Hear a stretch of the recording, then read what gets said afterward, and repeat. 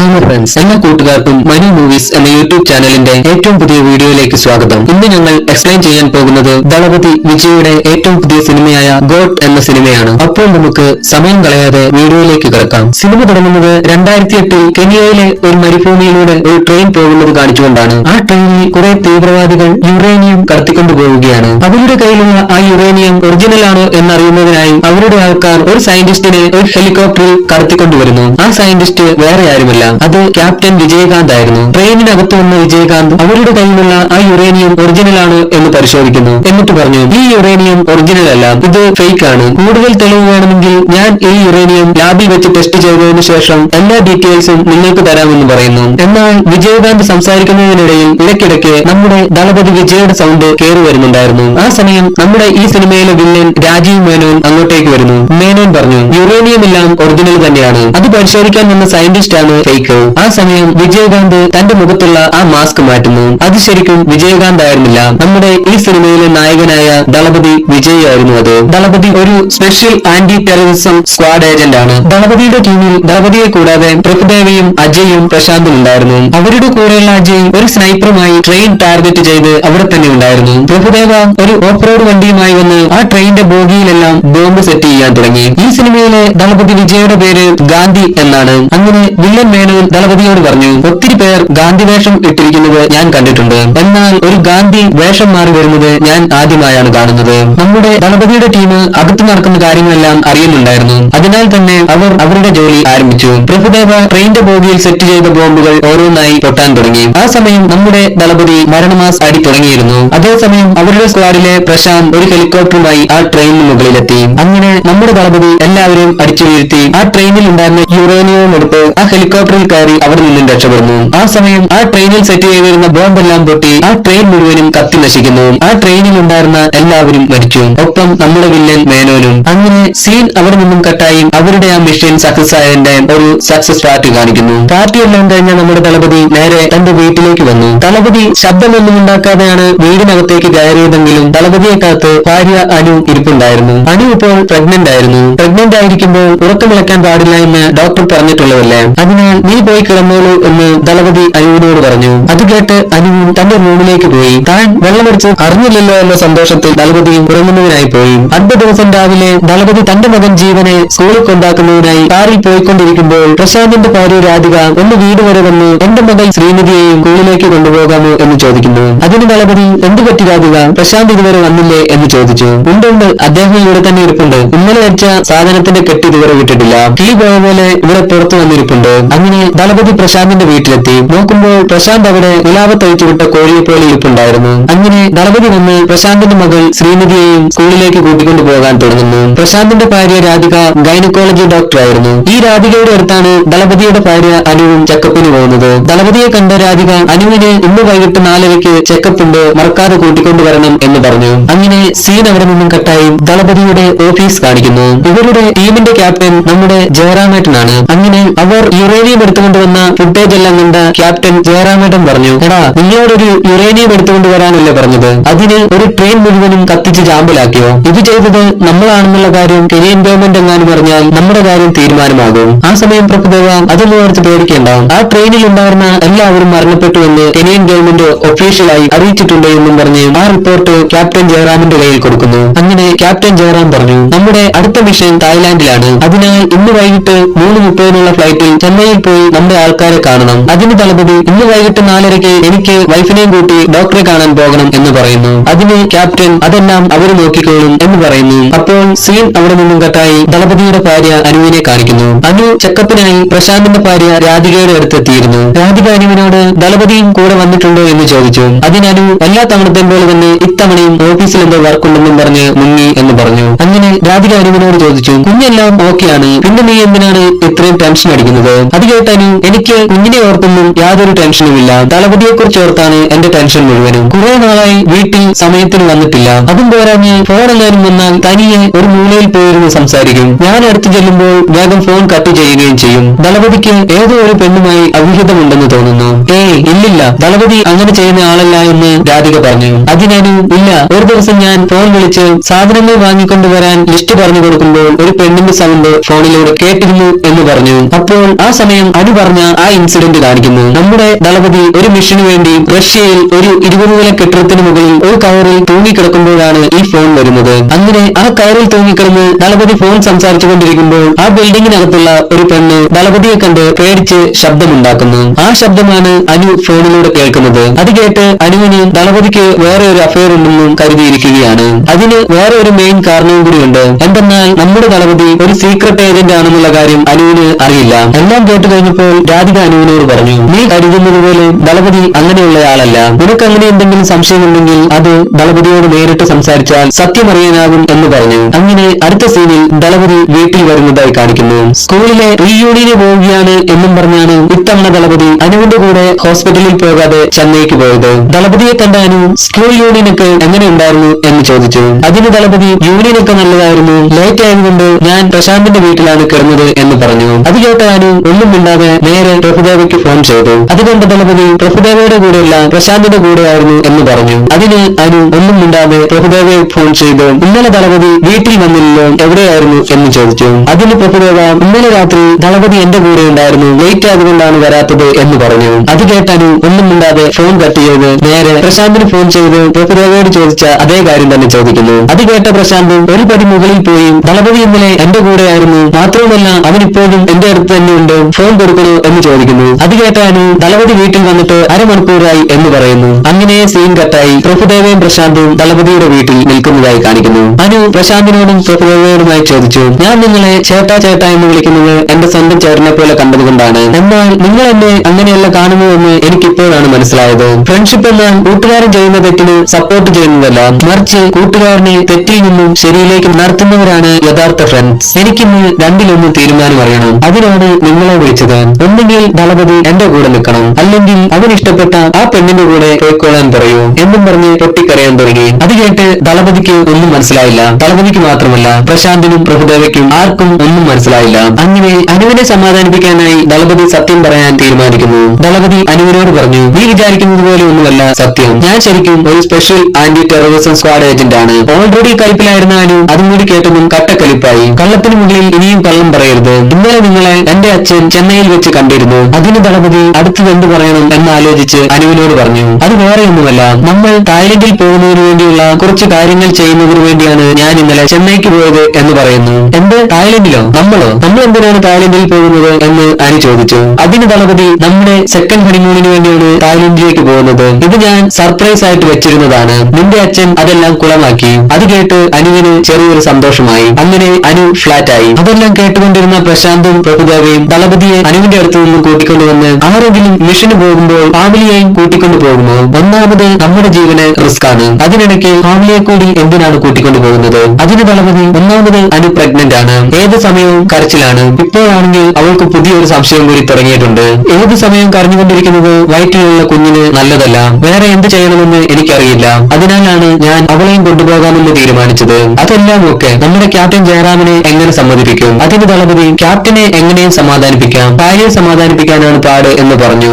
അങ്ങനെ സീൻ അവിടെ നിന്നും കട്ടായി അടുത്ത സീനിൽ അവരെല്ലാവരും തായ്ലൻഡിൽ വരുന്നതായി കാണിക്കുന്നു. പറഞ്ഞതുപോലെ തന്നെ ദളപതി ഫാമിലിയുമായിട്ടാണ് തായ്ലൻഡിലേക്ക് വന്നത്. പകലെല്ലാം ഫാമിലിയുമായി ചുറ്റിക്കറങ്ങി നൈറ്റ് എല്ലാം സ്ക്വാഡിന്റെ കൂടെ ചേർന്ന് തങ്ങളുടെ മിഷൻ സക്സസ് ആയി ചെയ്തു തീർക്കുന്നു. അങ്ങനെ മിഷൻ സക്സസ് ആയി ദളപതി ഫാമിലിയുമായി തിരികെ ഇന്ത്യയിലേക്ക് വരുന്നതിനായി എയർപോർട്ടിലേക്ക് വന്നുകൊണ്ടിരിക്കുമ്പോൾ അനു ദളപതിയോട് ഈ ട്രിപ്പ് അടിപൊളിയായിരുന്നു എന്ന് പറഞ്ഞു. അതിന് ദളപതി നമ്മുടെ ഈ കുഞ്ഞൊന്ന് ജനിച്ചോട്ടെ, മൂന്നാമത്തെ ഹണിമൂണിന് നമുക്ക് പ്ലാൻ ചെയ്യാം എന്ന് പറഞ്ഞു. ആ സമയം അവർ വന്നുകൊണ്ടിരുന്ന കാറിന്റെ ഡ്രൈവറെ ആരോ വെടിവെച്ച് കൊല്ലുന്നു. അതുകൊണ്ട് ദളപതി ഡ്രൈവിംഗ് സീറ്റിൽ കയറിയിരുന്ന് തന്റെ ഫാമിലിയെ ആ വില്ലന്മാരുടെ അടുത്ത് നിന്നും രക്ഷിച്ച് കൊണ്ടുവരുന്നു. എന്നാൽ വില്ലന്മാർ വിടാതെ അവരുടെ പുറകെ തന്നെ ഉണ്ടായിരുന്നു. ആ സമയം അനുവിന് പ്രസവവേദന വരാൻ തുടങ്ങി. എന്നാൽ വില്ലന്മാർ പുറകെയുണ്ടായിരുന്നതിനാൽ വേറെ വഴിയൊന്നുമില്ലാതെ ദളപതി അനുവിനെ ഒരു സൈഡിലിരുത്തി. എന്നിട്ട് അങ്ങോട്ട് വന്ന വില്ലന്മാരെ എല്ലാം ഇടിച്ചു പറത്തുന്നു. അത് കണ്ടപ്പോഴാണ് അനുവിന് ദളപതി ഒരു ഏജന്റ് ആണെന്നുള്ള സത്യം മനസ്സിലാകുന്നത്. ആ സമയം പ്രഭുദേവ തോക്കുമായി അങ്ങോട്ട് വന്ന് വില്ലന്മാരെ എല്ലാം വെടിവെച്ച് വീഴ്ത്തുന്നു. അത് കണ്ട അനു,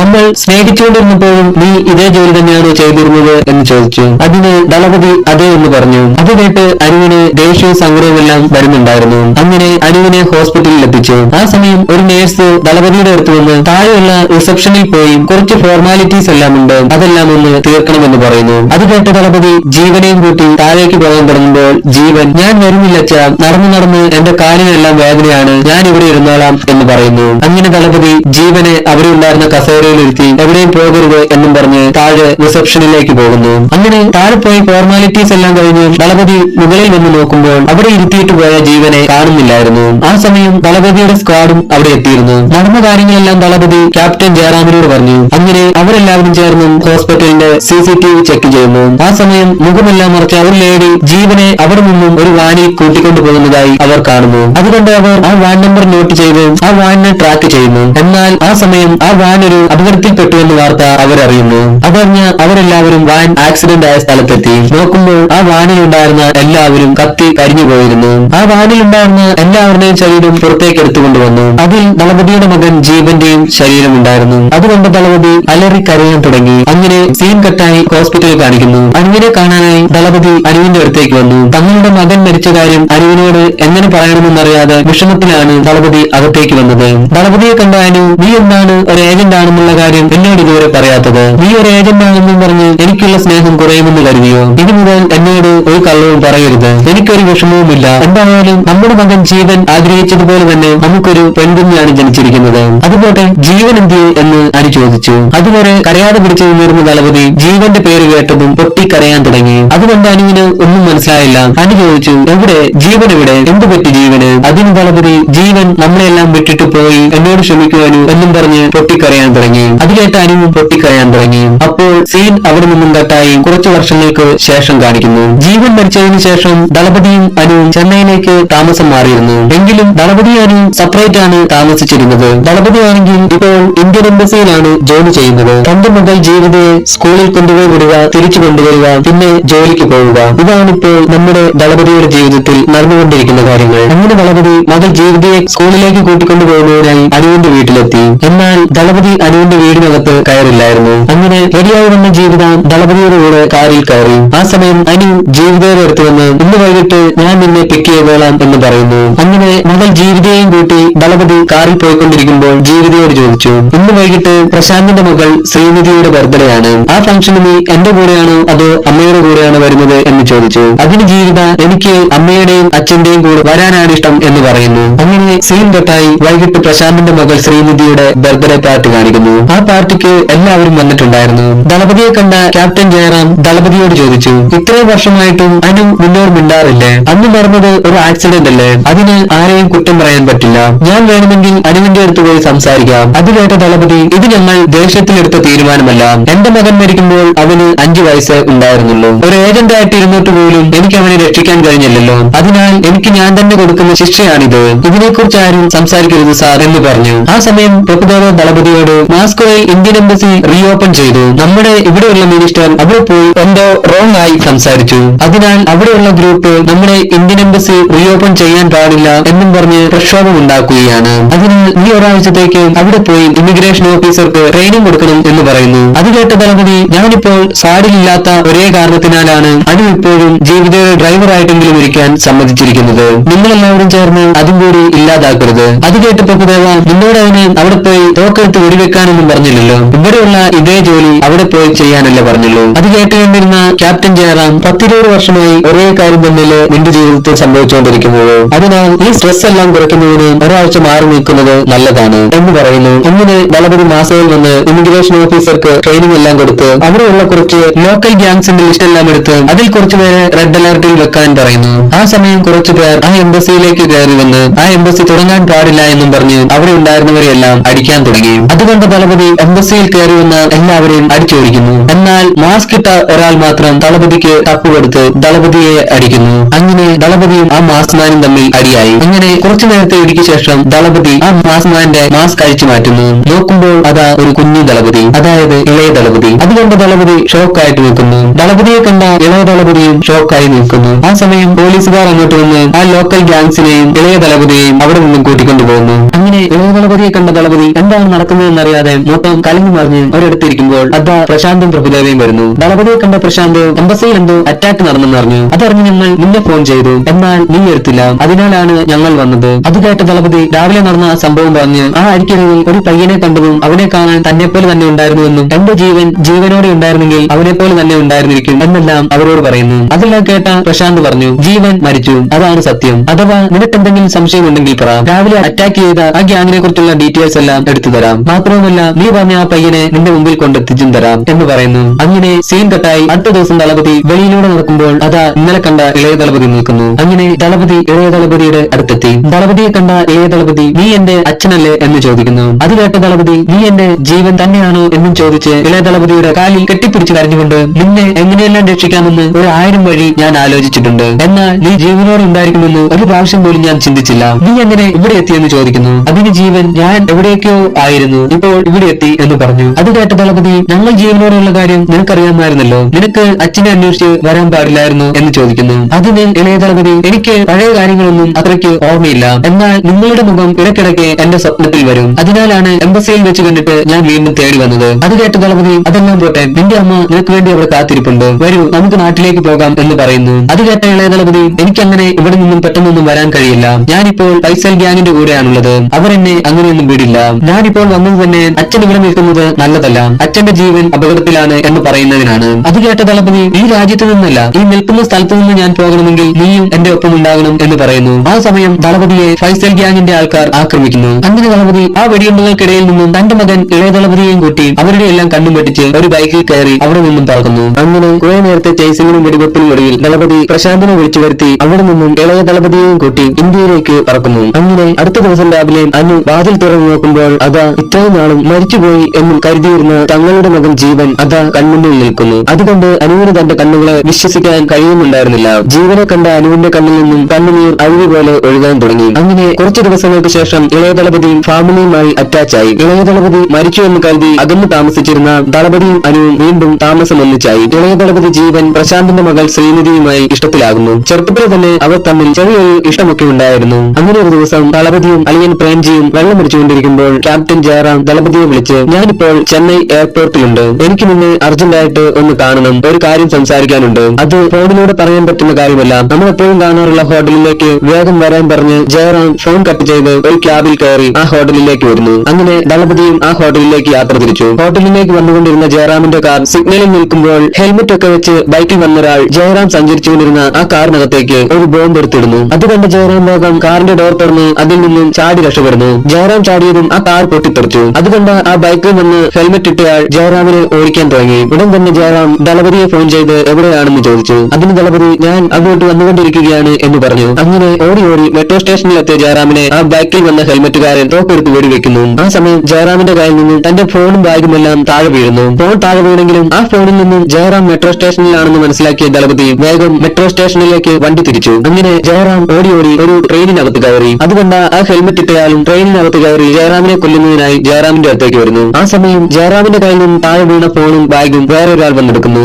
അവനും ആ ഹെൽമെറ്റ് ഇട്ടയാളുടെ ആളാണെന്ന് തോന്നുന്നു. അങ്ങനെ ഹെൽമെറ്റ് ഇട്ടയാൾ ജയറാമിനെ കൊല്ലുന്നതിനായി അടുത്ത് വന്ന് നോക്കുമ്പോൾ അതാ ജയറാമിന്റെ തൊട്ടുപിറകിൽ നമ്മുടെ ദളപതി നിൽക്കുന്നു. പിന്നെ അവിടെ ഒരു ഒരിഞ്ഞ പോരാട്ടമാണ് നടന്നത്. ദളപതിയും ആ ഹെൽമെറ്റുകാരനും കട്ടയ്ക്കാണ് നിന്നത്. അങ്ങനെ ആ ഹെൽമെറ്റ് ഇട്ടയാൾ ദളപതിയെ അടിച്ചു വീഴ്ത്തി ജയറാമിന്റെ കഴുത്തിൽ കത്തികൊണ്ട് കുത്തി ആ ട്രെയിനിൽ നിന്നും ചാടി രക്ഷപ്പെടുന്നു. ആ കുത്തുകൊണ്ട് ജയറാം അവിടെ വെച്ച് തന്നെ മരിക്കുന്നു. അത് കണ്ട ദളപതി ആ ഹെൽമെറ്റ് വെച്ച ആളുടെ പുറകെ തന്നെ വരുന്നു. ആ സമയം ആ ഹെൽമെറ്റ് വെച്ചവൻ തന്റെ തലയിലുണ്ടായിരുന്ന ഹെൽമെറ്റ് ഓടുന്നു. ഇളയ ദളപതി ആയിരുന്നു അത്. അങ്ങനെ ഇളയ ദളപതി താൻ ഇട്ടിരുന്ന ഹെൽമെറ്റും കോട്ടും എല്ലാം ഊരി കളയുന്നു. ആ കോട്ടിനകത്ത് ദളപതി CSKയുടെ ജേഴ്സി ആയിരുന്നു ഇട്ടിരുന്നത്. ആ സമയം അവിടെ CSKയുടെ മാച്ച് നടക്കാൻ പോവുകയായിരുന്നു. അതിനാൽ തന്നെ അവിടെ വന്നിരുന്ന ഒരു ട്രെയിൻ മുഴുവൻ CSKയുടെ ഫാൻസുകാർ ആയിരുന്നു. അവരെല്ലാവരും അതേ ജേഴ്സിയിലാണ് വന്നിരുന്നത്. അങ്ങനെ ഇളയ ദളപതിയും ആ കൂട്ടത്തിൽ കയറി ദളപതിയുടെ അടുത്ത് നിന്നും രക്ഷപ്പെടുന്നു. ദളപതിക്കാണെങ്കിൽ ആ കൂട്ടത്തിൽ നിന്നും ആ ഹെൽമെറ്റ് ഇട്ടയാളെ കണ്ടുപിടിക്കാൻ കഴിഞ്ഞതുമില്ല. അങ്ങനെ അടുത്ത സീനിൽ പ്രശാന്തിനെയും പ്രഭുദേവയും വിജയനെയും കാണാൻ ഡിഫൻസ് മിനിസ്റ്ററും വരുന്നു. എന്നിട്ട് ക്യാപ്റ്റൻ ജയറാമിന്റെ കമ്പ്യൂട്ടറിൽ ഉണ്ടായിരുന്ന ഡാറ്റാസ് എല്ലാം കറക്റ്റാണെന്ന് പറയുന്നു. അത് കേട്ട് പ്രഭുദേവ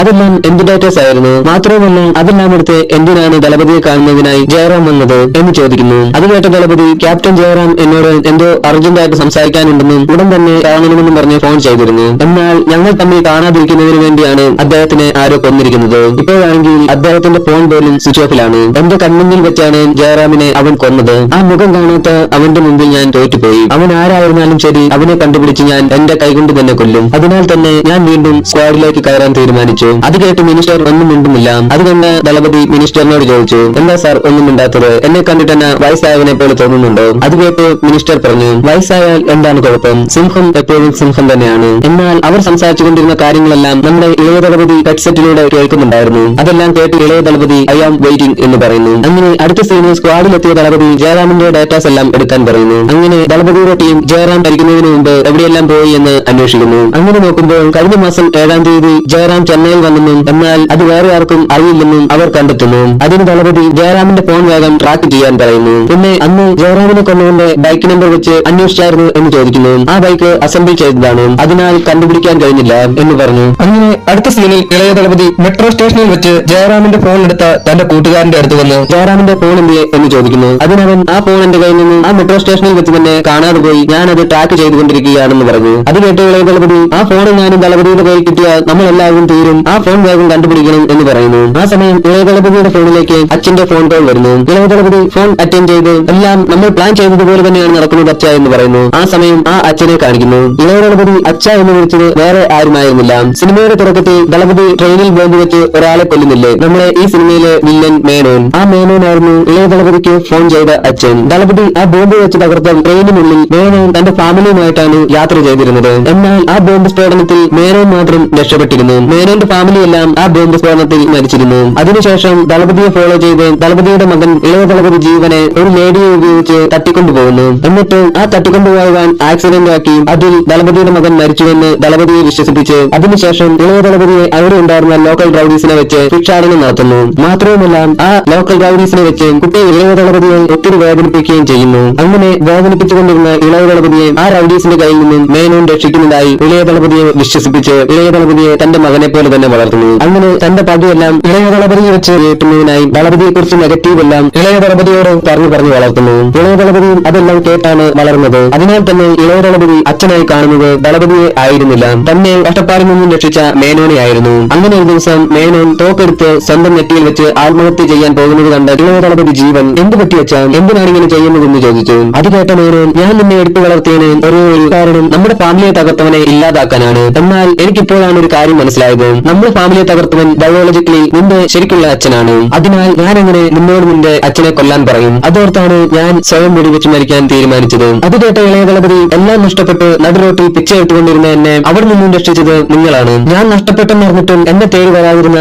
എന്റെ അച്ഛനേക്കാൾ എനിക്ക് വലുത് നിങ്ങളാണ്. നിങ്ങൾ എന്നെ എടുത്തു വളർത്തിയില്ലായിരുന്നെങ്കിൽ ഞാനിപ്പോൾ എന്ത് നിലമയിലായിരിക്കുമെന്ന് എനിക്ക് ചിന്തിക്കാൻ പോലും കഴിയില്ല. എന്റെ ശരിക്കുമുള്ള അച്ഛൻ നിങ്ങളാണ്, നിങ്ങളുടെ മകനാണ് ഞാൻ. അതിനാൽ ഇന്നു മുതൽ നിങ്ങളുടെ ലക്ഷ്യം എന്റെയും ലക്ഷ്യമാണ്. നമ്മുടെ ഫാമിലിയെ തകർത്തവനെ ഞാൻ തന്നെ ഇല്ലാതാക്കുമെന്ന് ഇളയ ദളപതി മേനോന് വാക്ക് കൊടുക്കുന്നു. അങ്ങനെ വളർത്തച്ഛൻ മേനോന് കൊടുത്ത വാക്ക് നിറവേറ്റുന്നതിന് വേണ്ടിയാണ് ഇളയ ദളപതി സ്വന്തം അച്ഛൻ ദളപതിയുടെ അടുത്തേക്ക് ഇപ്പോൾ വന്നിരിക്കുന്നത്, അതും ദളപതിയെ വേറോടെ ഇല്ലാതാക്കാൻ. അങ്ങനെ അടുത്ത സീനിൽ ദളപതിയും ദളപതിയുടെ സ്ക്വാഡും എല്ലാം ഒരുമിച്ചിരിക്കുമ്പോൾ ജയറാമിന്റെ ഫോൺ ഓൺ ആയതായി അവർ കണ്ടെത്തുന്നു. അതേസമയം ഇളയ ദളപതിയുടെ ആളും ജയറാമിന്റെ ഫോൺ ഓൺ ആയതായി ഇളയ ദളപതിയെ അറിയിക്കുന്നു. ജയറാമിന്റെ ഫോൺ ഓൺ ആയതും ദളപതി ആ ഫോണിലേക്ക് കോൾ ചെയ്യുന്നു. ആ ഫോൺ അറ്റൻഡ് ചെയ്തതായിട്ട് യോഗി ബാബു ഫോൺ എടുത്തതും വിജയ് ആ ഫോൺ എന്റെ ഫ്രണ്ടിന്റെ ഫോണാണ്, ആ ഫോൺ എനിക്ക് തരാമോ എന്ന് ചോദിക്കുന്നു. അതിന് യോഗി ബാബു ഈ ഫോൺ ഞാൻ കഷ്ടപ്പെട്ട് മെട്രോ സ്റ്റേഷനിൽ നിന്നും അടിച്ചെടുത്തതാണ്, അതിനാൽ ഈ ഫോൺ അങ്ങനെയൊന്നും ചുമ്മാ തരാൻ പറ്റില്ല എന്ന് പറഞ്ഞു. അത് കേട്ട ദളപതി ആ ഫോൺ എനിക്ക് തന്നാൽ ഞാനൊരു 50,000 രൂപ തരാം എന്ന് പറയുന്നു. അത് കേട്ട യോഗി ബാബു 50,000 രൂപയോ, എങ്കിൽ ഫോൺ ഞാൻ തന്നേക്കാം, വേഗം ക്യാഷും എടുത്ത് ആ ഗാന്ധിശിലയുടെ അടുത്തേക്ക് വന്നേക്കൂ, ഞാൻ അങ്ങോട്ട് വരാം എന്ന് പറയുന്നു. അങ്ങനെ ദളപതി അജയും കൂട്ടി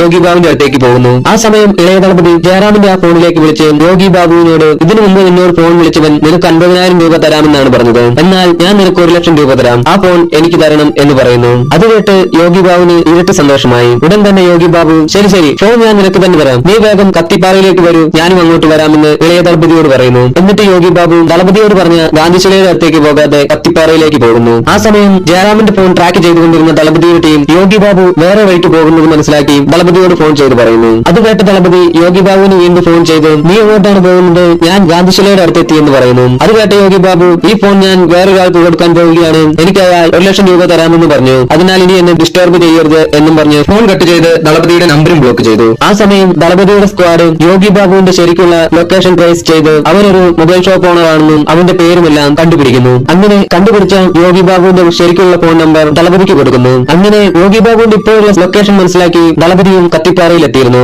എന്നിട്ട് യോഗി ബാബുവിന്റെ ശരിക്കുള്ള ഫോണിലേക്ക് കോൾ ചെയ്ത് യോഗി ബാബുവിനോട് നിന്നോടിപ്പോൾ എന്നേക്കാൾ 50,000 രൂപ കൂടുതൽ തന്നെ ഫോൺ വാങ്ങിച്ചോളാം എന്ന് പറഞ്ഞവൻ ഒരു കൊലകാരനാണ്, എന്റെ ബോസിനെ കൊന്നവനാണ് അവൻ, എന്റെ ബോസിന്റെ ഫോണാണ് ഇപ്പോൾ നിന്റെ കയ്യിലുള്ളത്, ആ ഫോൺ അവന്റെ കയ്യിൽ കിട്ടിയാൽ അവൻ നിന്നെയും കൊല്ലും എന്ന് പറയുന്നു. ആ സമയം ഇളയ ദളപതി തന്റെ ഫ്രണ്ടിനെയും കൂട്ടി കത്തിപ്പാറയിൽ എത്തിയിരുന്നു. അങ്ങനെ കത്തിപ്പാറയിലെത്തിയ ഇളയ ദളപതി ജയറാമിന്റെ ഫോണിലേക്ക് കോൾ ചെയ്യുന്നു. അത് കണ്ട യോഗി ബാബു തന്റെ ഫോണിലൂടെ സംസാരിച്ചുകൊണ്ടിരുന്ന ദളപതിയോട് അവർ എന്റെ അടുത്തെത്തി സാർ, അവർ എന്റെ തൊട്ടു മുമ്പിൽ നിന്നാണ് കോൾ ചെയ്യുന്നതെന്ന് പറഞ്ഞു. അത് കേട്ട ദളപതി നീ ഒന്നുകൊണ്ടും പേടിക്കേണ്ട, നീ നിന്റെ തൊട്ടടുത്തുള്ള മെറിറ്റൻ ഹോട്ടലിലേക്ക് പോകൂ, ഞാനും അങ്ങോട്ട് വന്നുകൊണ്ടിരിക്കുകയാണ് എന്ന് പറഞ്ഞു. അത് കേട്ട് യോഗി ബാബു വേഗം അവിടെ നിന്നും ഹോട്ടലിലേക്ക് ഓടുന്നു. അത് കണ്ട ഇളയ ദളപതി യോഗി ബാബുവിന് പുറകെ ഓടുന്നു. ആ സമയം ആ ഹോട്ടലിലെ CCTV മുഴുവൻ ഇളയ ദളപതിയുടെ കൂട്ടുകാരൻ ഹാക്ക് ചെയ്ത് യോഗി ബാബു എവിടെയാണുള്ളതെന്ന് നോക്കുന്നു. കൂട്ടുകാരൻ ആ ഹോട്ടലിലെ CCTV ഹാക്ക് ചെയ്തതിനാൽ തന്നെ അവിടെ ഉണ്ടായിരുന്ന CCTVയിലെ വിഷ്വൽസ് ഒന്നും സ്റ്റോർ ആവുന്നുണ്ടായിരുന്നില്ല. അങ്ങനെ ദളപതിയും ദളപതിയുടെ കൂടെ ഉണ്ടായിരുന്ന അജയും ആ ഹോട്ടലിലെത്തി രണ്ടുപേരും യോഗി ബാബുവിനെ അന്വേഷിച്ച് നടക്കുന്നു. അങ്ങനെ യോഗി ബാബുവിനെ തേടി ദളപതിയുടെ കൂടെയുള്ള അജയ് യോഗി ബാബുവിനെ കണ്ടെത്തി ആ ഫോൺ യോഗി ബാബുവിന്റെ കയ്യിൽ നിന്നും വാങ്ങി തിരികെ ദളപതിയുടെ അടുത്തേക്ക് വരുന്നു. ആ സമയം അതാ തന്റെ മുമ്പിൽ ഇളയ ദളപതി നിൽക്കുന്നു. അത് കണ്ട അജയ്, നീ എന്താ ഇവിടെ നിൽക്കുന്നത്, ഇവിടെയൊന്നും വരാൻ പാടില്ല എന്ന് പറയുന്നു. അത് കേട്ട ഇളയ ദളപതി, ഞാൻ വന്നിരിക്കുന്നതും ആ ഫോണിന് വേണ്ടിയാണ്, ആ ഫോണിന് തന്നേക്കാൻ പറഞ്ഞ് അജയനെ കൊന്ന് ആ ഫോണുമായി അവിടെ നിന്നും രക്ഷപ്പെടുന്നു. അങ്ങനെ യോഗി ബാബുവിനെ തപ്പി നടന്ന ദളപതി അജയ് മരിച്ചു കിടക്കുന്നത് കാണുന്നു. അതുകൊണ്ട് ദളപതി അവനെ കൊന്നതാരാ എന്നറിയാനായി അവിടെ മുഴുവൻ തേടി നടക്കുമ്പോൾ ആ ഹോട്ടലിൽ വെച്ച് ഇളയ ദളപതിയെയും കാണുന്നു. ഇളയ ദളപതിയുടെ കൂടെ പ്രശാന്തിന്റെ മകൾ ശ്രീനിധിയും ഉണ്ടായിരുന്നു. ആ സമയം ദളപതിയുടെ ടീമിലുള്ള പ്രശാന്തും പ്രഭുദേവയും അവിടെ എത്തിയിരുന്നു. അങ്ങനെ ദളപതി യോഗി ബാബുവിന്റെ അടുത്ത് ചെന്ന് ആ ഫോൺ എടുത്തപ്പോൾ ആ ഫോണിൽ എന്തൊക്കെ ഡേറ്റാസ് ആണ് ഉള്ളതെന്ന് ചെക്ക് ചെയ്തായിരുന്നു എന്ന് ചോദിക്കുന്നു. ഞാൻ നിങ്ങൾ വിചാരിക്കുന്ന പോലെ അത്ര മോശം ആളൊന്നുമല്ല, ഞാൻ ഫോൺ അടിച്ചു മാറ്റുക മാത്രമേ ചെയ്യൂ, അല്ലാതെ ആ ഫോണിനകത്തുള്ള ഡേറ്റാസ് ഒന്നും ഞാൻ നോക്കാറില്ല. അപ്പോൾ ദളപതിയുടെ ടീം ജയറാമിന്റെ ഫോട്ടോ കാണിച്ച് ഇയാളുടെ കയ്യിൽ നിന്നാണ് ഈ ഫോൺ അടിച്ചു മാറ്റിയത് എന്ന് ചോദിക്കുന്നു. അതിന് യോഗി ബാബു, ഞാൻ ഇയാളുടെ കയ്യിൽ നിന്നല്ല വേറൊരാളുടെ കയ്യിൽ നിന്നാണ് ഈ ഫോൺ അടിച്ചതെന്ന് പറയുന്നു. അപ്പോൾ ദളപതി, ഇനി അയാളെ കാണുവാണെങ്കിൽ എന്നെ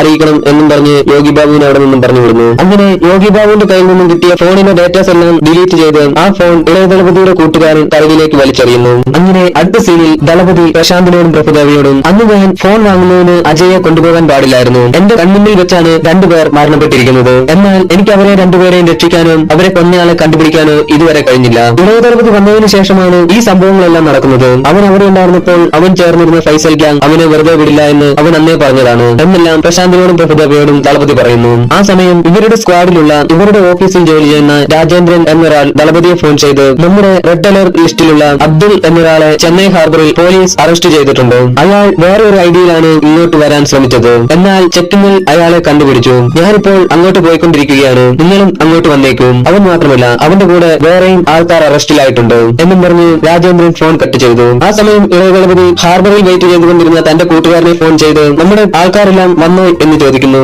അതിന് കൂട്ടുകാരൻ, ഷിപ്പ് വന്നു, എന്നാൽ നമ്മുടെ ആളുകളെ ഒന്നും ഇതുവരെ കണ്ടില്ല എന്ന് പറയുന്നു. ആ സമയം ഇളയ ദളപതിയുടെ അടുത്തേക്ക് അനിയത്തി ജീവിത വരുന്നു. എന്നിട്ട് അച്ഛൻ കുറെ നേരമായി നിന്നെ വിളിക്കുന്നു, എന്നാൽ നിന്റെ ഫോൺ ബിസി ആണെന്ന് പറഞ്ഞ് എനിക്ക് ഫോൺ ചെയ്തു, അച്ഛൻ ലൈനിലുണ്ട് എന്നും പറഞ്ഞ് ജീവിത തന്റെ ഫോൺ ഇളയ ദളപതിയുടെ കയ്യിൽ കൊടുക്കുന്നു. അപ്പോൾ ഇളയ ദളപതിയോട് ദളപതി പറഞ്ഞു, നിന്റെ ഗ്യാങ്ങിൽ ഉണ്ടായിരുന്ന ഒരാൾ ഇവിടെ ഹാർബറിൽ വെച്ച് അറസ്റ്റ് ആയിട്ടുണ്ട്, നീ അതോട്ടൊന്നും പേടിക്കണ്ട, ഞാനിപ്പോൾ വിളിച്ചത് നീ കുറച്ചു ദിവസത്തേക്ക് പുറത്തേക്കൊന്നും പോകേണ്ട എന്ന് പറയുന്നവരാണ്, ഞാനും പ്രശാന്തും പ്രഭുദേവയും അങ്ങോട്ടേക്കാണ് പോയിക്കൊണ്ടിരിക്കുന്നത്, നീ ഒന്നുകൊണ്ടും പേടിക്കേണ്ട എന്നും പറഞ്ഞ് ഫോൺ കട്ട് ചെയ്യുന്നു. അത് കേട്ടപ്പോഴാണ് ഇളയ ദളപതിക്ക് ഒരു കാര്യം മനസ്സിലായത്, അതായത് ആ കപ്പലിൽ വന്നുകൊണ്ടിരുന്ന തന്റെ ആൾക്കാരാണ് പോലീസ് പിടിയിലായത്. എന്തെന്നാൽ ആ കൂട്ടത്തിൽ ഇളയ ദളപതിയുടെ വളർത്തച്ഛനായ മേനോനും ഉണ്ടായിരുന്നു. മേനോൻ മരിച്ചെന്നാണ് ദളപതിയെല്ലാം വിശ്വസിച്ചിരിക്കുന്നത്. ഇളയ ദളപതി ഉടൻ തന്നെ തന്റെ കൂട്ടുകാരനോട് അവരെ എങ്ങനെയെങ്കിലും പോലീസിന്റെ കയ്യിൽ നിന്നും രക്ഷിക്കണമെന്ന് പറയുന്നു. അതിന് കൂട്ടുകാരൻ, എനിക്കങ്ങനെ അകത്തേക്ക് പോകാൻ കഴിയില്ല, അങ്ങനെ പോയാൽ തന്നെ എന്നെയും പോലീസ് അറസ്റ്റ് ചെയ്യുമെന്ന് പറയുന്നു. അങ്ങനെ ഇളയ ദളപതി എന്ത് ചെയ്യണമെന്നറിയാതെ അവസാനം ശ്രീനിധിയോട് നമുക്കൊരു ലോങ് ഡ്രൈവ് പോകാം എന്നും പറഞ്ഞ് ശ്രീനിധിയെ അവിടെ നിന്നും ഒരു സ്ഥലത്തേക്ക് കൂട്ടിക്കൊണ്ടുവന്ന്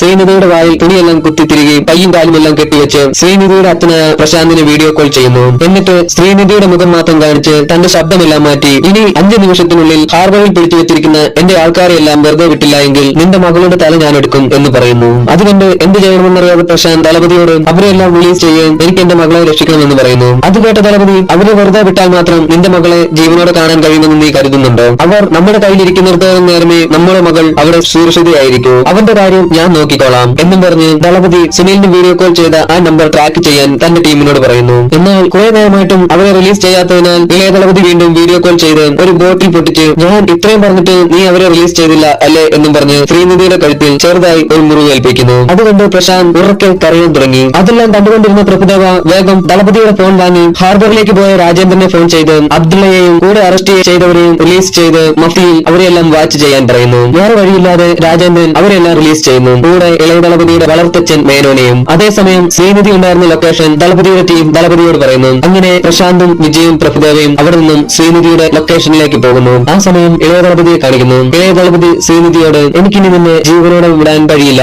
എന്തെന്നാൽ നീ ഈ കാര്യങ്ങളെല്ലാം നിന്റെ അച്ഛനോടും എല്ലാവരോടും പറയും, അത് എനിക്ക് ആപത്താണ്, എന്റെ പ്ലാൻ എല്ലാം പൊളിയും, അതിനാൽ നീ ഇനി ജീവനോടെ ഇരിക്കാൻ പാടില്ല എന്ന് പറയുന്നു. അത് കേട്ട ശ്രീനിധി, ഞാൻ ആരോടും പറയില്ല, എന്നെ ജീവനോടെ വിടൂ എന്ന് പറയുന്നു. എന്നാൽ ഇളയ ദളപതി എനിക്ക് നിന്നെ വിശ്വാസമില്ല, നീ ഉറപ്പായും പറയും എന്നും പറഞ്ഞ് ശ്രീനിധിയുടെ കഴുത്ത് കട്ട് ചെയ്ത് അവിടെ നിന്നും പോകുന്നു. ആ സമയം ശ്രീനിധിയുള്ള ലൊക്കേഷനിൽ പ്രശാന്തും പ്രഭുദേവയും ദളപതിയും എത്തിയിരുന്നു. അങ്ങനെ അവർ മൂന്നുപേരും മൂന്ന് വഴിക്ക് ശ്രീനിധിയെ അന്വേഷിച്ചു പോയി. ആ സമയം പ്രഭുദേവ ശ്രീനിധിയെ കാണുന്നു. പ്രഭുദേവ ഓടി ശ്രീനിധിയുടെ അടുത്തെത്തി. അപ്പോൾ ശ്രീനിധി പ്രഭുദേവയുടെ അടുത്ത് ഇതിനെല്ലാം കാരണം ഇളയ ദളപതിയാണ്, അവനാണ് എന്നെ ഇങ്ങനെ ചെയ്തതെന്ന് പറയുന്നു. അതെല്ലാം കേട്ട പ്രഭുദേവ, എന്താ മോളെ, നീ ഇളയ ദളപതിയോട് വേറെ ആരോടും പറയില്ല എന്ന് പറഞ്ഞതല്ലേ, എന്നിട്ടെന്തിനാണ് എന്നോട് പറയുന്നതെന്നും ചോദിച്ച് ശ്രീനിധിയെ ശ്വാസം മുട്ടിച്ചു കൊല്ലുന്നു. അപ്പോഴാണ് പ്രഭുദേവ മേനോന്റെ ആളാണെന്നുള്ള കാര്യം നമ്മൾ അറിയുന്നത്. അതായത് അന്ന് ട്രെയിൻ ബോംബ് വെച്ച് തകർത്ത് മേനോൻ അതിൽ നിന്നും രക്ഷപ്പെട്ട് ആദ്യം കാണാമെന്നത് പ്രഭുദേവയാണ്. ആ സമയം പ്രഭുദേവ, നീ ആ ട്രെയിനിലുണ്ടെന്നും ആ ട്രെയിനിൽ നീ ഫാമിലിയോടെയാണ് ഉള്ളതെന്നും സത്യമായിട്ടും ഞങ്ങൾക്കറിയില്ലായിരുന്നു. ആ ട്രെയിനിൽ നീ ഉണ്ടായിരുന്നു എന്ന് പറഞ്ഞാൽ സത്യമായിട്ടും ഈ ഓപ്പറേഷൻ ഞാൻ വരില്ലായിരുന്നു. മാത്രവുമല്ല ഞങ്ങളുടെ സ്ക്വാഡിൽ നീ മരിച്ചു പോയതായിട്ടാണ് ഞാൻ പറഞ്ഞിരിക്കുന്നത് എന്ന് പറയുന്നു. അത് കേട്ട മേനോൻ, ഞാൻ അനുഭവിച്ച വേദന ദളപതിയും അനുഭവിക്കണം എന്ന് പറയുന്നു. അതിന് പ്രഭുദേവ, അതെല്ലാം ഞാൻ നോക്കിക്കോളാം, എനിക്ക് വരേണ്ട പൈസ കറക്റ്റായിട്ട് എന്റെ അക്കൗണ്ടിലേക്ക് വന്നാൽ മതി എന്ന് പറയുന്നു. അങ്ങനെ പ്രഭുദേവയുടെ പ്ലാനിലാണ് വിജയ് അവിടെ നിന്നും മാസ്കോയിലേക്ക് പോയി ഇളയ ദളപതിയെ കണ്ടുമുട്ടുന്നതെല്ലാം. എന്നാൽ ഒരു ഘട്ടത്തിൽ നമ്മുടെ ജയറാം മേനോൻ മരിച്ചിട്ടില്ല എന്നുള്ള കാര്യം കണ്ടുപിടിക്കുന്നു. അതറിഞ്ഞ ജയറാം ഈ കാര്യമെല്ലാം ദളപതിയോട് പറയുന്നതാണ് ചെന്നൈയിലേക്ക് വന്നത്. അതറിഞ്ഞ പ്രഭുദേവ ആ കാര്യമെല്ലാം ഇളയ ദളപതിയോട് പറഞ്ഞ് ഇളയ ദളപതിയെ വെച്ച് തന്നെ ജയറാമിനെ കൊല്ലുന്നു. അതുമാത്രമല്ല അന്ന് ദളപതിയും പ്രശാന്തും പ്രഭുദേവയും എല്ലാം സംസാരിച്ചുകൊണ്ടിരുന്ന കാര്യങ്ങൾ ഹെഡ്സെറ്റിലൂടെ ഇളയ ദളപതി കേട്ടതും പ്രഭുദേവ തന്നെയാണ് കാരണക്കാരൻ. അതും കൂടാതെ ഇപ്പോൾ ശ്രീനിധിയെ വെച്ച് അവരെ രക്ഷിക്കുന്നതിനായി ഈ പ്ലാൻ തയ്യാറാക്കി മെസ്സേജ് അയച്ചതും പ്രഭുദേവ തന്നെയായിരുന്നു. അങ്ങനെ പ്രഭുദേവയുടെ ഈ കാര്യങ്ങളെല്ലാം കാണിച്ചതിന് ശേഷം ഒന്നും അറിയാത്തതുപോലെ ശ്രീനിധിയുടെ ബോഡിയും എടുത്ത് പ്രശാന്തിന്റെയും ഇളയ ദളപതിയുടെയും അടുത്തേക്ക് പ്രഭുദേവ കൊണ്ടുവരുന്നു. അതുകൊണ്ട് പ്രശാന്ത് പൊട്ടിക്കരയുന്നു. അങ്ങനെ സീൻ കട്ടായി അടുത്ത സീനിൽ യോഗി ബാബു ഒരു ഹോട്ടലിൽ ഭക്ഷണം കഴിക്കാനായി പോകുമ്പോൾ അവിടെ ഇളയ ദളപതിയുടെ കൂട്ടുകാരിരുന്ന് ഭക്ഷണം കഴിക്കുന്നതായി കാണുന്നു. അത് കണ്ട യോഗി ബാബു ഉടൻ തന്നെ ദളപതിയെ ഫോൺ ചെയ്ത് അന്ന് ഞാൻ ആ ഫോൺ അടിച്ചു മാറ്റിയവൻ എന്റെ മുൻപിൽ തന്നെ ഉണ്ട് എന്ന് പറയുന്നു. അത് കേട്ട ദളപതി, നീ അവനറിയാതെ ഫോളോ ചെയ്ത് ഞാനിപ്പോൾ തന്നെ അവിടെ എത്താമെന്ന് പറയുന്നു. അത് കേട്ട യോഗി ബാബു ഇളയ ദളപതിയുടെ കൂട്ടുകാരനെ ഫോളോ ചെയ്ത് അവന്റെ സ്ഥലം കണ്ടുപിടിച്ച് ദളപതിയെ അറിയിക്കുന്നു. അങ്ങനെ ദളപതി ഇളയ ദളപതിയുടെ കൂട്ടുകാരൻ വീട്ടിലില്ലാത്ത സമയം നോക്കി അവന്റെ റൂമിൽ വന്ന് ആ റൂമിൽ നിന്ന് എന്തെങ്കിലും തെളിവ് കിട്ടുമോ എന്ന് അന്വേഷിക്കുന്നു. അതിനുശേഷം അവർ ഒരു ഒളിക്യാമറയും ഒരു മൈക്കും വെച്ച് അവിടെ നിന്നും പോകുന്നു. എന്നിട്ട് ദളപതി ഹാർബറിൽ വെച്ച് അബ്ദുള്ളയെ അറസ്റ്റ് ചെയ്ത ആ CCTV ഫുട്ടേജ് നോക്കുമ്പോൾ ആ ഫുട്ടേജിൽ മേനോനെ കണ്ട് മരിച്ചുപോയവൻ എങ്ങനെയാണ് ജീവനോടെ വന്നിരിക്കുന്നത്, അതും ഇത്രയും നാളും ഒളിവിൽ കഴിഞ്ഞ് ഇപ്പോൾ എന്തിനാണ് വന്നിരിക്കുന്നതെന്ന് ആലോചിക്കുന്നു. ആ സമയം ഇളയ ദളപതി തന്റെ കൂട്ടുകാരനെ ഫോൺ ചെയ്ത് നാളെ 12 ആകുമ്പോൾ എനിക്ക് നിന്നെ ഒന്ന് കാണണം, നമ്മൾ എന്നും കാണാറുള്ള സ്ഥലത്തേക്ക് വരണം എന്ന് പറയുന്നു. അതിന് കൂട്ടുകാരൻ ഓക്കെ പറയുന്നു. ഇതെല്ലാം അവിടെ വെച്ചിരുന്ന മൈക്കിലൂടെ ദളപതി കേൾക്കുന്നുണ്ടായിരുന്നു. അങ്ങനെ അടുത്ത ദിവസം ദളപതി ഇളയ ദളപതിയുടെ കൂട്ടുകാരനെ ഫോളോ ചെയ്ത് അവൻ ആരെയാണ് കാണാൻ പോകുന്നു എന്ന് നോക്കുന്നു. ആ സമയം ദളപതിയുടെ വൈഫ് അനു ദളപതിയെ ഫോൺ ചെയ്ത് ഇളയ ദളപതിയെ കാണാനില്ലെന്നും ഞാൻ വീട് മുഴുവൻ നോക്കിയെന്നും അവനെ ഫോൺ ചെയ്തിട്ട് കിട്ടുന്നില്ല എന്നും പറയുന്നു. അത് കേട്ട ദളപതി, നീ സമാധാനമായിരിക്കും, ഞാനൊന്ന് ഫോൺ ചെയ്ത് നോക്കട്ടെ എന്നും പറഞ്ഞ് ദളപതി ഫോൺ കട്ട് ചെയ്ത് ഇളയ ദളപതിയെ ഫോൺ ചെയ്ത് നീ എവിടെയാണെന്ന് ചോദിക്കുന്നു. അതിന് ഇളയ ദളപതി, ഞാൻ എന്റെ ഒരു ഫ്രണ്ടിനെ കാണാൻ പുറത്തു വരെ വന്നതാണെന്ന് പറയുന്നു. ആ സമയം ദളപതി നോക്കുമ്പോൾ അതാ ദളപതി ഫോളോ ചെയ്തുകൊണ്ടിരുന്നയാളും ഇളയ ദളപതിയും തമ്മിൽ മീറ്റ് ചെയ്യുന്നു. അത് കണ്ട ദളപതി ഇത്രയും നാളും നടന്നതിനെല്ലാം കാരണം തന്റെ മകൻ ഇളയ ദളപതിയാണെന്നുള്ള കാര്യം മനസ്സിലാക്കുന്നു. ഉടൻ തന്നെ ദളപതി ഇളയ ദളപതിയെ അറസ്റ്റ് ചെയ്യാൻ പറയുന്നു. അങ്ങനെ അറസ്റ്റ് ചെയ്തുകൊണ്ടുവന്ന ഇളയ ദളപതിയുടെ അടുത്ത് ദളപതി, നീ എന്തിനാണ് ഇങ്ങനെയെല്ലാം ചെയ്തതെന്ന് ചോദിക്കുന്നു. അതിന് ഇളയ ദളപതി, നീ തന്നെയല്ല അച്ഛ എന്നോട് ഇതെല്ലാം ചെയ്യാൻ പറഞ്ഞത്, ജയറാമിനെ കൊല്ലാൻ പറഞ്ഞതും ശ്രീനിധിയെ കടത്തിവെച്ച് അവരെയെല്ലാം പറഞ്ഞു വിടാൻ പറഞ്ഞതും അതിനുശേഷം ശ്രീനിധിയെ കൊല്ലാൻ പറഞ്ഞതും അങ്ങനെയെല്ലാം നീ പറഞ്ഞതുപോലെ തന്നെയല്ലേ ഞാൻ ചെയ്തത് അച്ഛ എന്ന് ദളപതിയോട് ചോദിക്കുന്നു. അങ്ങനെ നീ തീവ്രവാദികളുടെ കൂടെ ചേർന്ന് എല്ലാം എന്നോട് ചെയ്യാൻ പറഞ്ഞിട്ട് ഇപ്പോൾ എല്ലാം എന്റെ തലയിൽ കെട്ടിവെച്ച് രക്ഷപ്പെടാൻ നോക്കുകയാണോ അച്ഛ എന്ന് ദളപതിയോട് ഇളയ ദളപതി ചോദിക്കുന്നു. അത് കേട്ട് കലിപ്പായ ദളപതി, ഞങ്ങളെ തമ്മിൽ അടിയുണ്ടാക്കാൻ നോക്കുകയാണോ എന്നും പറഞ്ഞ് ഇളയ ദളപതിയുടെ കഴുത്തിന് പിടിച്ച് ഭിത്തിയിൽ പൊക്കി നിർത്തുന്നു. ആ സമയം ഇതെല്ലാം കേട്ടുകൊണ്ടിരുന്ന പ്രശാന്ത് അകത്തേക്ക് വന്ന് ഇളയ ദളപതിയോട്, എന്താ ഞങ്ങളെ തമ്മിൽ അടുപ്പിക്കാൻ നോക്കുകയാണോ, നീ ജനിക്കുന്നതിന് മുമ്പേ ഞാനും നിന്റെ അച്ഛനും തമ്മിൽ കൂട്ടുകാരാണ്, അതിനാൽ നീ ഞങ്ങളെ തമ്മിൽ അടുപ്പിക്കാൻ നോക്കിയിട്ട് ഒരു കാര്യവുമില്ല, അതിനാൽ സത്യം പറയുന്നതാണ് നിനക്ക് നല്ലത് എന്നും പറഞ്ഞ് സുനിൽ തന്റെ കയ്യിലിരുന്ന തോക്കെടുത്ത് ഇളയ ദളപതിയുടെ തലയിൽ വെക്കുന്നു. ആ സമയം ഇളയ ദളപതി തന്റെ തലയിൽ വെച്ചിരുന്ന തോക്ക് പ്രശാന്തിന്റെ കയ്യിൽ നിന്നും തട്ടിയെടുത്ത് പ്രശാന്തിനെ തന്നെ വെടിവെച്ച് കൊല്ലുന്നു. അത് കണ്ട ദളപതി ഇളയ ദളപതിയെ തലവും വിലങ്ങും അടിക്കുന്നു. ആ സമയം ദളപതിക്ക് ഒരു ഫോൺ വരുന്നു. അത് വില്ലൻ മേനോന്റെ കോളായിരുന്നു. മേനോൻ ദളപതിയുടെ ഭാര്യ അനുവിനെ പിടിച്ചുവെച്ച് ഇളയ ദളപതിയെ കൂട്ടിക്കൊണ്ടുപോവാ, ഇല്ലെങ്കിൽ ഇവളെ ഞാൻ കൊല്ലും എന്ന് പറയുന്നു. അത് കേട്ട് വേറെ വഴിയില്ലാതെ ദളപതി പോലീസ് കസ്റ്റഡിയിൽ നിന്നും ഇളയ ദളപതിയെയും കൂട്ടി മേനോന്റെ അടുത്തേക്ക് പോകുന്നു. അങ്ങനെ ദളപതി ഇളയ ദളപതിയെയും കൂട്ടി മേനോന്റെ അടുത്തേക്ക് പോയിക്കൊണ്ടിരിക്കുമ്പോൾ ഇളയ ദളപതിയോട് പറഞ്ഞു, തെറ്റ് ചെയ്തത് ഞാനാണ്, പിന്നെ എന്തിനാണ് അമ്മയെ കടത്തി വെച്ചിരിക്കുന്നത് എന്ന് ചോദിക്കുന്നു. അത് കേട്ട ഇളയ ദളപതി, ഞങ്ങളുടെ ഫാമിലി മാത്രം എന്ത് തെറ്റാണ് ചെയ്തത്, ട്രെയിനിൽ പോയിക്കൊണ്ടിരുന്ന ഞങ്ങളുടെ ഫാമിലിയെ മൊത്തത്തിൽ നിങ്ങളല്ലേ ബോംബ് വെച്ച് കൊന്നത്, അതിന് അവരെന്ത് തെറ്റാണ് ചെയ്തതെന്ന് ചോദിക്കുന്നു. അതിന് ദളപതി, മേനോന്റെ ഫാമിലി ആ ട്രെയിനിനകത്തുള്ള കാര്യം ഞങ്ങൾക്കറിയില്ലായിരുന്നു എന്ന് പറയുന്നു. അത് കേട്ട ഇളയ ദളപതിയുടെ തലക്കെട്ടടിക്കുന്നു. അങ്ങനെ ദളപതി ബോധം കെട്ടുവീണു. അങ്ങനെ ബോധം കെട്ടുവീണ് ദളപതി രാത്രി എഴുന്നേറ്റ് നോക്കുമ്പോൾ തന്റെ ഭാര്യ അനുവിന്റെ അടുത്ത് കെട്ടിവെച്ചിരിക്കുന്നു. അങ്ങനെ ദളപതിയുടെ അടുത്തേക്ക് മേനോൻ വരുന്നു. മേനോൻ ദളപതിയോട് പറഞ്ഞു, കണ്ടോ നിന്റെ മകനെ ഞാൻ എങ്ങനെ മാറ്റിയെടുത്തു എന്ന്. ഈ ഒരു നാളിന് വേണ്ടിയാണ് ഞാൻ ഇത്രയും വർഷം കാത്തിരുന്നത്. ഇത്രയൊക്കെ ആയിട്ടും ഞങ്ങളുടെ പ്ലാൻ എന്താണെന്ന് മനസ്സിലായില്ല അല്ലേ? അതായത് നിന്റെ പ്ലാൻ എല്ലാം പറഞ്ഞ നിന്റെ കൂട്ടുകാരനെ നീ തന്നെ കൊന്നിട്ട് IPL നടക്കാൻ പോകുന്ന ചെന്നൈ സ്റ്റേഡിയത്തിൽ ഒരു വലിയ ബോംബ് ബ്ലാസ്റ്റ് ചെയ്ത് അവിടെ ഉണ്ടായിരുന്ന പാവപ്പെട്ട ആയിരക്കണക്കിന് ജനങ്ങളെയും കൊന്ന് ഈ രാജ്യത്ത് നിന്ന് രക്ഷപ്പെടാൻ പോകുന്ന നിന്നെയും നിന്റെ കുടുംബത്തെയും തീവ്രവാദ കുറ്റത്തിന് പോലീസ് അറസ്റ്റ് ചെയ്യും. ഇതാണ് ഞങ്ങളുടെ പ്ലാൻ. എന്നെ എങ്ങനെയാണോ രാജ്യദ്രോഹി എന്നും പറഞ്ഞ് ഈ നാട്ടിൽ നിന്നും ഓടിച്ചോ അതുപോലെ നീയും ഒരു രാജ്യദ്രോഹിയാകും. അത് കേട്ട ദളപതി, ആ ട്രെയിനിൽ നിന്റെ ഫാമിലി ഉണ്ടെന്നുള്ള കാര്യം എനിക്കറിയില്ലായിരുന്നു. പിന്നെ നമ്മൾ തമ്മിലുള്ള പ്രശ്നത്തിന് വെറുതെ എന്തിനാണ് പാവപ്പെട്ട ജനങ്ങളെ കൊല്ലുന്നത്? അവരെ വെറുതെ വിട്ടേക്കൂ. ഇളയ ദളപതിയോട് അതെല്ലാം നിർത്താൻ പറയൂ എന്ന് ദളപതി മേനോനോട് പറയുന്നു. അത് കേട്ട മേനോൻ, നീ ഇനിയും ഇളയ ദളപതിയെ നിന്റെ മോനായിട്ട് തന്നെയാണോ കാണുന്നത്? നിന്നോട് പകരം വീട്ടണമെന്ന് മാത്രമേ എനിക്ക് ആഗ്രഹമുണ്ടായിരുന്നുള്ളൂ. എന്നാൽ പ്ലാൻ എല്ലാം എന്റേതല്ല, നിന്റെ മകൻ ഇളയ ദളപതിയുടെ തന്നെയാണ്. ശരി, എങ്ങനെയും ഇനി നമ്മൾ തമ്മിൽ കാണാൻ പോകുന്നില്ല എന്നും പറഞ്ഞ് മേനോൻ അവിടെ നിന്നും പോകാൻ തുടങ്ങുമ്പോൾ ദളപതി ചിരിച്ചുകൊണ്ട്, നീ ബോംബ് വെക്കുമെന്ന് എനിക്ക് നേരത്തെ അറിയാം, എന്നാൽ അതെവിടെ വെക്കുമെന്ന് കണ്ടുപിടിക്കുന്നതിന് ഞാൻ പോട്ട ഒരു സ്കെച്ചാണ് ഇത് എന്ന് ദളപതി മേനോനോട് പറയുന്നു. എങ്ങനെയും നിന്നെ അറസ്റ്റ് ചെയ്ത് എത്ര അടിച്ച് സത്യം പറയിപ്പിക്കാൻ നോക്കിയാലും നീ പറയില്ല.